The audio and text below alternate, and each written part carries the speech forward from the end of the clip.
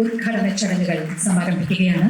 വിശിഷ്ടാതിഥികൾ എല്ലാവരും തന്നെ ഇവിടെ സന്നിഹിതരായിട്ടുണ്ട്.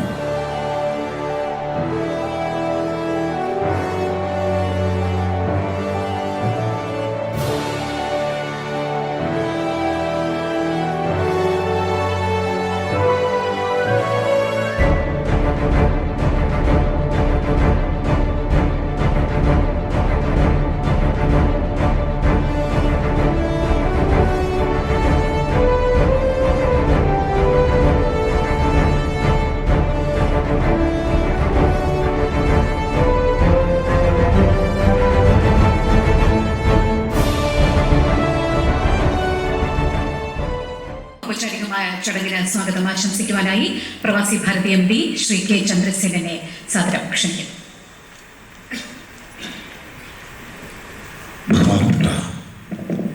അധ്യക്ഷൻ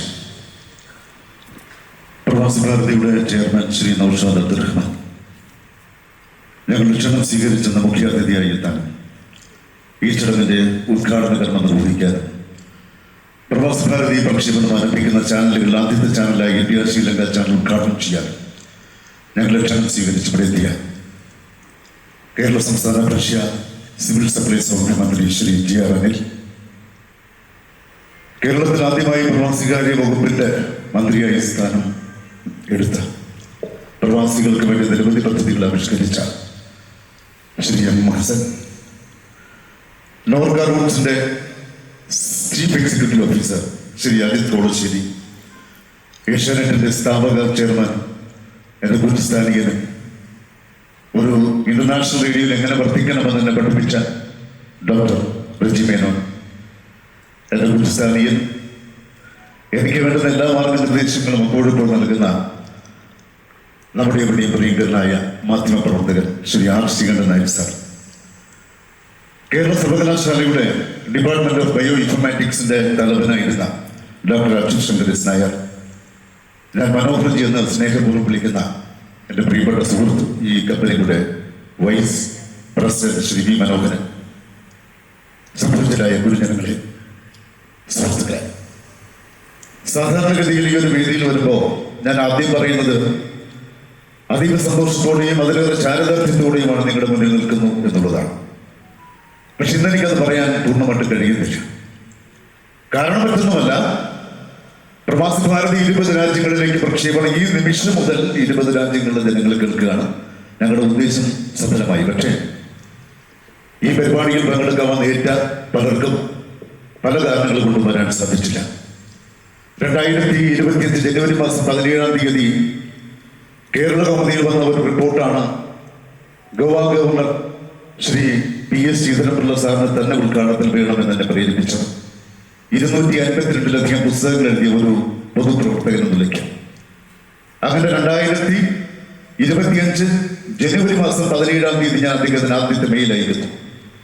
ഫെബ്രുവരി മാസം 5-ാം തീയതി ഇതേ വേദിയിൽ ശ്രീ രവി പിള്ളയെ സ്വീകരിക്കുന്ന ചടങ്ങിൽ വെച്ച് അദ്ദേഹത്തെ ഞാൻ നേരിട്ട് സ്വീകരിക്കുന്നു. അദ്ദേഹം സമ്മതിക്കുന്നു. ഞങ്ങളുടെ ചടങ്ങിന്റെ ഉദ്ഘാടന കർമ്മം നിർവഹിക്കാൻ ഇന്ന് അദ്ദേഹം തിരുവനന്തപുരത്തെത്തി തൈക്കാട് ഗസ്റ്റ് ഹൗസിൽ തന്നത്. നിർഭാഗ്യവശാൽ ഇന്ന് ഗോവയിലുണ്ടായ ഒരു അപകടത്തെ തുടർന്ന് 8 പേര് മരിക്കാനുണ്ടായ സാഹചര്യത്തിൽ ബഹുമാനപ്പെട്ട ഗവർണർക്ക് ഈ പരിപാടിയിൽ പങ്കെടുക്കാൻ കഴിയില്ലെന്ന് ഉച്ചയ്ക്ക് 1:30 മണിക്ക് എന്നെ അറിയിക്കുന്നു. കഴിഞ്ഞ 5 മാസത്തിലധികമായി ഇതിനു വേണ്ടി പ്രവർത്തിച്ചിരുന്നൊരു വ്യക്തി എന്നുള്ള നിലയ്ക്ക് എന്തുമാത്രം ഹൃദയഭാരം നമുക്കുണ്ടായിട്ടുണ്ടാവും എന്ന് നിങ്ങൾക്ക് ഊഹിക്കാം. അതുകൊണ്ടാണ് ആ ഒരു ചാരിതാർത്ഥ്യമില്ലാതെ പോയിട്ട്. മറ്റൊരു കാര്യം, ISROയുടെ മുൻ ചെയർമാൻ ഇതിലെ ഓരോ റേഡിയോ ഉദ്ഘാടനം ചെയ്യണമെന്നുള്ളത് എൻ്റെ ആഗ്രഹമായിരുന്നു. ISRO മുൻ ചെയർമാൻ ശ്രീ G. മാധവൻ നായർ, പത്മവിഭൂഷൺ G. മാധവൻ നായർ സംബന്ധിച്ചതാണ്.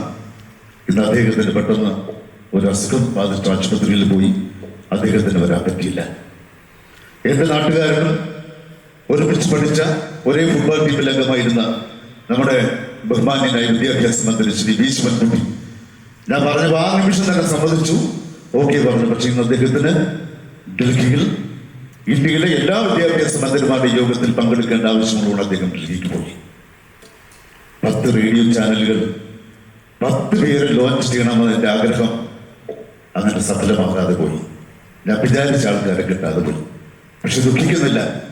പ്രവാസി ഭാരതിയുടെ ചരിത്രം കല്ലും മുള്ളും നിറഞ്ഞ പാതയിലൂടെയായിരുന്നു. നിങ്ങൾക്കറിയാം, ലോകത്ത് സ്വന്തമായി 200 കിലോ വാട്ട് ട്രാൻസ്മിറ്ററുള്ള ഒരേ ഒരു റേഡിയോ പ്രവാസി ഭാരതിയാണ്. കേരളത്തിൽ ഇപ്പോൾ നമ്മൾ കേൾക്കുന്ന FM റേഡിയോയുടെ പരിധി 5 കിലോ വാട്ടാണ് പ്രസരണശേഷി. 5 കിലോ വാട്ട്. അനന്തപുരി FM മാത്രമാണ് 10 കിലോ വാട്ട് പരിധിയുള്ളത്. പ്രവാസി ഭാരതി അബുദാബിയിൽ സ്വന്തമായി ട്രാൻസ്മിറ്റർ സ്ഥാപിച്ചത് 200 കിലോ വാട്ട് പ്രസരണശേഷിയിലാണ്. 2 ലക്ഷം വാട്ട്. ഇതാരെങ്കിലും തിരിച്ചറിയുന്നുണ്ടോ? അവിടെ ഞങ്ങൾ 810 ഒരു ഫ്രീക്വൻസിയിൽ പ്രക്ഷേപണം തുടങ്ങി. 5 മില്യൺ ദിർഹംസ്, അന്നത്തെ 11 കോടി, ഇന്നത്തെ 13 കോടി രൂപ ചെലവാക്കി ഞങ്ങളുടെ സ്വന്തം ട്രാൻസ്മിറ്റർ സ്ഥാപിച്ചു. ലോകത്തിലെ ആദ്യത്തെ മലയാള ഡിജിറ്റൽ റേഡിയോ ഞങ്ങൾ കൊണ്ടുവന്നു അബുദാബിയിൽ. 2 ലക്ഷം വാട്ട് പ്രസരണശേഷിയിലൂടെ ഒരു അന്യഭാഷയ്ക്ക് പ്രക്ഷേപണ അനുമതി നൽകിയ UAE ഭരണാധികാരികളോട് നന്ദിയും സ്നേഹവും ഞങ്ങളെക്കാളും മനസ്സിൽ സൂക്ഷിച്ചു. വേറെ ഒരു രാജ്യത്ത് നൽകില്ല. അത് ഇന്ത്യക്കാരോടുള്ളൊരു വിശ്വാസമാണ്, മലയാളികളോടുള്ള വിശ്വാസമാണ്. ആ വിശ്വാസം ഞങ്ങൾ കാത്തു സൂക്ഷിച്ചു. സാധാരണ നമ്മുടെ റേഡിയോ കേൾക്കുന്ന പോലെ അണിയറ വിശേഷങ്ങളും ഒന്നുമായിരുന്നില്ല പ്രവാസി ഭാരതി പ്രക്ഷേപണം ചെയ്തത്. ഗൾഫ് നാടുകളിലെ മരുഭൂമികളിൽ ഒറ്റപ്പെട്ട് കളയുന്ന സാധാരണക്കാരന്റെ മാനസിക വ്യാപാരങ്ങളിലൂടെ കടന്നു പോകാൻ, അവന്റെ ഹൃദയ സ്പന്ദങ്ങൾ ഏറ്റുവാങ്ങാൻ ഞങ്ങളുടെ കാതുകളിൽ അവന്റെ ദുഃഖങ്ങളും നൊമ്പരങ്ങളും വന്നപ്പോ ഞങ്ങൾ അതിൽ നിന്ന് രൂപപ്പെടുത്തിയെടുത്തതാണ് ബഹുമാനപ്പെട്ട മുഖ്യമന്ത്രിക്ക് ഞങ്ങൾ സമർപ്പിച്ചു ഒരു നിവേദനം. കണ്ടുകൊണ്ടിരിക്കാൻ അല്പം ബോർ നിങ്ങൾക്ക് തോന്നിയിട്ടുണ്ടെങ്കിൽ അത് കാണിക്കാതിരിക്കാൻ ഞങ്ങൾക്ക് കഴിയില്ല. 2016 നവംബർ മാസം 18-ാം തീയതി എന്റെ ബഹുമാനിയായ ചെയർമാൻ നേരിട്ടാണ് മുഖ്യമന്ത്രി പിണറായി വിജയൻ കൊടുത്തത്. അതിൽ 28 സംസ്ഥാന സർക്കാർ നടപ്പിലാക്കി. പ്രവാസി ചിട്ടി എന്ന ആശയം മുന്നോട്ട് വെച്ചത് പ്രവാസി ഭാരതിയാണ്. പ്രവാസി ഭാരതി മുന്നോട്ട് വെച്ചതാണ് പ്രവാസി ചിട്ടി. ആരെങ്കിലും തിരിച്ചറിഞ്ഞിട്ടുണ്ടോ എന്ന് എനിക്കറിയില്ല. സാറേ, ഒട്ടനവധി കാര്യങ്ങൾ സാധാരണക്കാരന് സമ്മതിക്കുവാൻ, അവന്റെ വിനോദത്തിൽ ഏർപ്പെടുവാൻ, അവന്റെ പ്രശ്നങ്ങൾക്ക് പരിഹാരം കാണുവാൻ, അവന്റെ നൊമ്പരങ്ങൾ ഏറ്റുവാങ്ങാൻ അവന്റെ കാതുകൾ വന്നിരിക്കുന്ന ശബ്ദം ഹൃദയത്തിന്റെ ശബ്ദമായിരുന്നു. അതാണ് പ്രവാസി ഭാരതി. പിന്നീട് സാങ്കേതികമായ കാരണങ്ങളാൽ 810 ഫ്രീക്വൻസിയിൽ ഞങ്ങൾക്ക് മാറേണ്ടി വന്നു. ഞങ്ങൾ സ്വന്തമായി വാങ്ങിച്ചു വെച്ച ട്രാൻസ്മിറ്റർ പിന്നീട് നമുക്ക് ഉപയോഗിക്കാൻ കഴിയാത്തൊരവസ്ഥ വന്നു. എന്നിട്ട് ഞങ്ങൾ തളർന്നില്ല. 133 എന്ന മറ്റൊരു ട്രാൻസ്മിറ്ററിലൂടെ ഞങ്ങൾ പ്രക്ഷേപണം തുടർന്നു. കോവിഡ് വന്നു. കോവിഡ് ഒരുപാട് പേരെ കുറെ കാര്യങ്ങൾ പഠിപ്പിച്ചു. നമ്മൾ സ്വയം പഠിച്ചു. അങ്ങനെ ഞങ്ങൾക്ക് തിരിച്ചറിവ് വന്നു. ഇന്റർനെറ്റ് എന്ന മാധ്യമമാണ് നല്ലത്. ട്രാൻസ്മിറ്റർ വേണ്ട, കോടികളുടെ ഇൻവെസ്റ്റ്മെന്റ് വേണ്ട, ലോകത്തെവിടെയും കിട്ടാം. Internet has become an inevitable part in our daily life.